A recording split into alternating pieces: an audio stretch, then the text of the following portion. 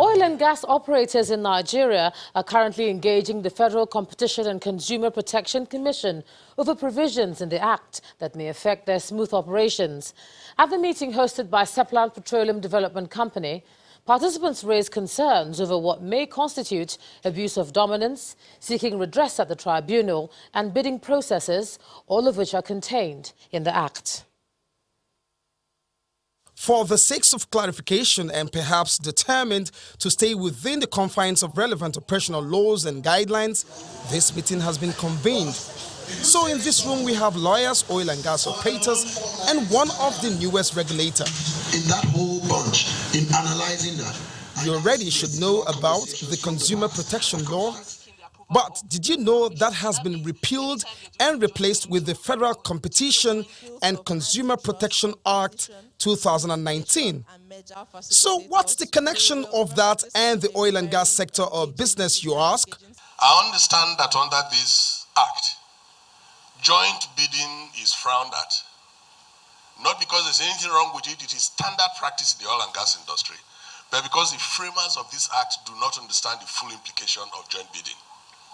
So if, as a company, we think we have the capacity to bid for a $1 billion asset, and there is a $5 billion asset on the table, and we form a consortium of 4 bidders with different interests to come in and put a bid for that, that is industry practice that we should clap for. But if the law says we can't do that, we need to look at it. The law is considered largely to be untested, and so operators are raising concerns with the DG of the council.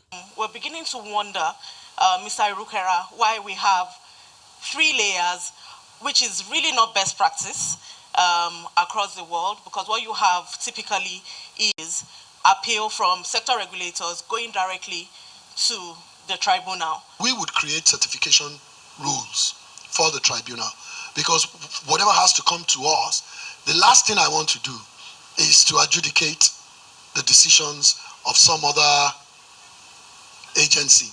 But I suspect that the reason why that's in the law, that it should still come to the commission, is because we apply the law of the commission, and the law of the commission is superior with respect to consumer protection and competition. Oil and gas investments are capital intensive in billions of dollars. That appears challenged or not very clear from the provisions of the Act in terms of what could constitute infringements. We have the IOCs, yes. We have the indigenous players. We have the marginal field operators. All the operations are not quite the same. Therefore, we must be able to shine the light on the peculiarities of those kinds of investments. Some of the proposals that came out of the conversation today, we're going to collate, send to the DG, and then the conversation will continue from there. Not all concerns were home and dry. The consensus, however, from this room is that it is good we are talking and that someone is listening. Now, the police in Zamfara state have confirmed the killing of 14 people and 10 others injured in a renewed attack by suspected bandits in some villages in Gumi local government area of the state. The police command in the state explains in a statement that the latest attack appeared to be a reprisal after the November the 3rd incident when some vigilante groups around Badoki village in the same council attacked and killed 9 persons suspected to be bandits. Following the incident, the police say 11 members of the vigilante group who allegedly participated in the killing were arrested. The latest attack comes after a period that witnessed some peace in the state, following several efforts made to restore peace in the area. Now from there, let's take a look at some business news for the day. Here's Melinda Akinlami.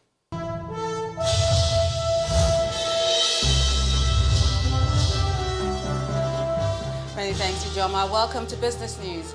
A member of the Economic Advisory Council, Professor Charles Soludo, has challenged Nigerian banks to take advantage of the African Continental Free Trade Area Agreement for the good of the country. The former CBN governor made the statement while talking about the banking sector report, which was released today by investment bank AfriInvest.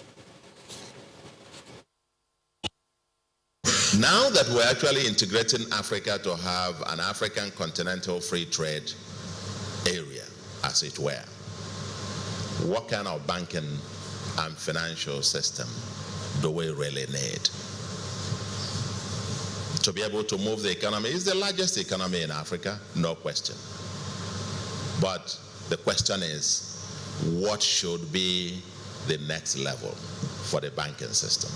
And what should be the kind of disruptive change or changes that need to occur to be able to move the sector to that level that is able to power the Nigerian economy and increasingly African economy. And I think that might be one way of pushing us in the direction of the further reforms and further changes, especially disruptive changes. I like the concept of disruptive change. You can repeat the same thing over and over and expect a different outcome.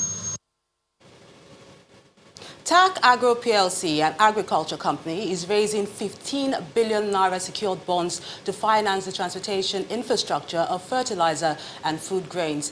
At the signing ceremony to see the deal with the Planet Capital, which took place in Lagos, the chairman, Mr. Thomas Etu, says the funds raised will ensure that wastages in the farms are reduced with efficient transportation.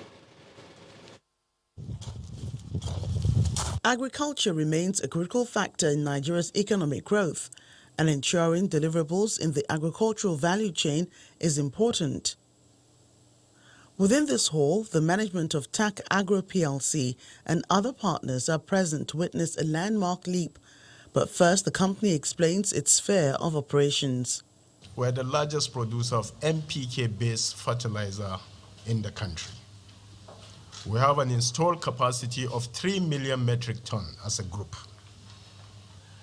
TAC as a company, we just acquire silos capacity of storage across the country in Abuja, in Kaduna, in Jigawa, in Kwara, and in Kebbi.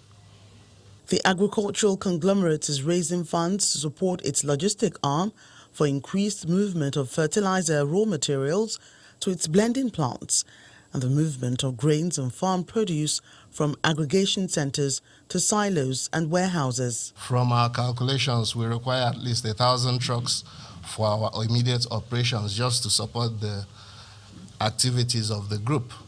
But as a first step, we're coming to the market, with this bond to acquire the first 250 trucks, and we hope to then, add on to that.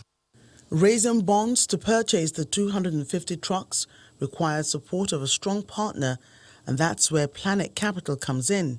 The immediate, a 15 billion Series 1 note is being issued, and the coupon is 16.49%, and it's for a 7-year period, and it's a fully secured bond. And so the partners put pen to paper to seal the deal. According to the management of TAC Agro PLC, it will continue to create an end-to-end value in the agriculture chain and will also sustain the provision of quality agro inputs for the Nigerian farmer from its numerous fertilizer blending plants across the country. Losses from 4 listed Tier 1 bank stocks pushed the equities market to a negative start for the 3rd trading week of November, with total value of listed equities at a 12 trillion naira low. Edidiong has details.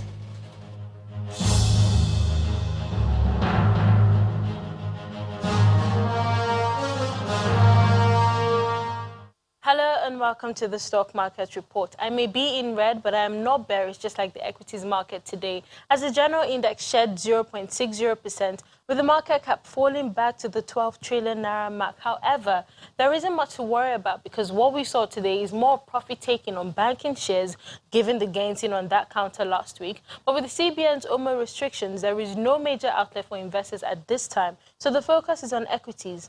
But looking at the numbers, we see the banking sector shaving off 2%, while oil and gas lost 0.06%. The other 3 sectors we track closed positive. UACN was highest on the list of top trades with 101.79 million of its shares traded, followed by Zenith Bank and UBA. In all, about 303 million shares worth 2.49 billion naira changed hands in over 4,500 transactions. Well, it's just the beginning of the week. We can only wait and see how the market takes shape in the days to come. But that's the stock market report. I'm Edidiong Iwang.